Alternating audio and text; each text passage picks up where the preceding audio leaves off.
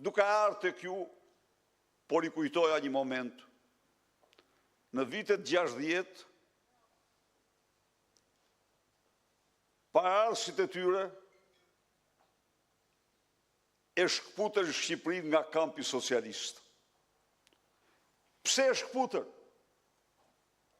Sepse udhëheqësi atëherë sovjetik tha kultet duhet të heqim. Nuk do të ketë kulte. Sigurisht sistemi sovjetik ishte një sistem barbar, mizor. Por ky doli me tezën se kulti i Stalinit është kult demonjak dhe kultet nuk do të ekzistojnë.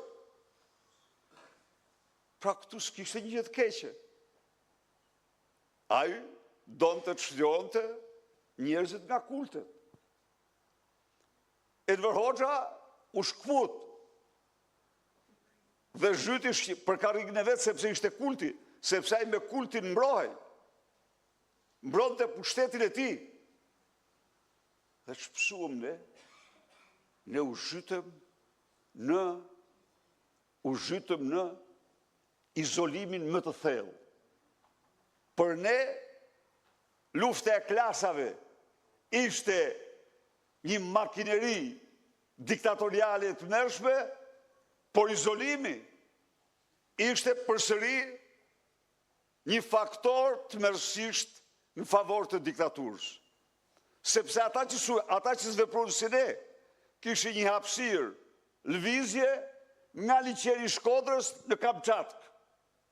Po, kurse ne nga Hanihotit në Kakavi. Pse jap këtë shembull? Enver Hoxha ishte një gjaksor, kishte kryer krime monstruoze, dhe ai nuk mundej në asnjë mënyrë të lëshonte karrigën e tij.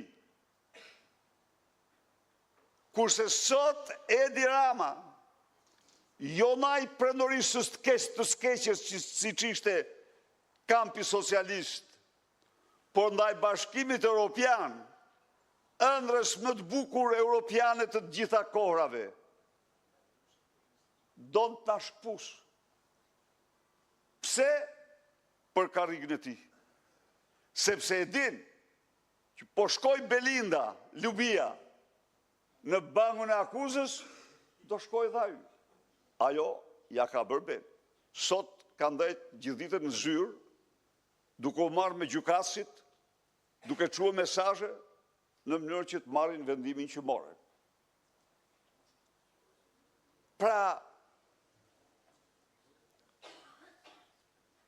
shikoni se çfarë janë në gjendje këta të bëjnë ndaj nesh.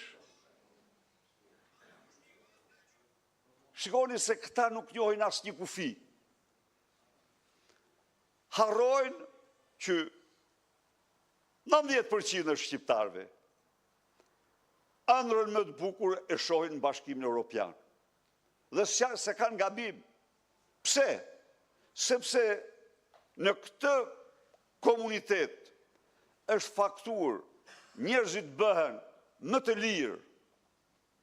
lirë, njerëzit bëhen më të mkamur, njerëzit bëhen një jetë më të mirë. Kjo është të vërteta. Ndaj dhe e duan me një zemër.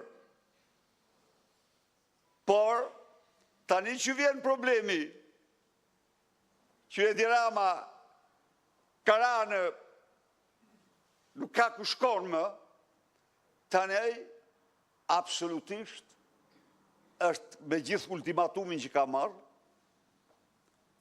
se jemi të gatshëm të nërmarrim një proces që se kemi nërmarrë kur,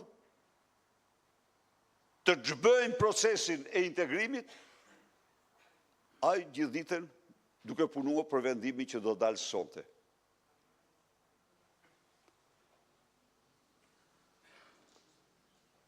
Ky është zhvillimi më i fundit.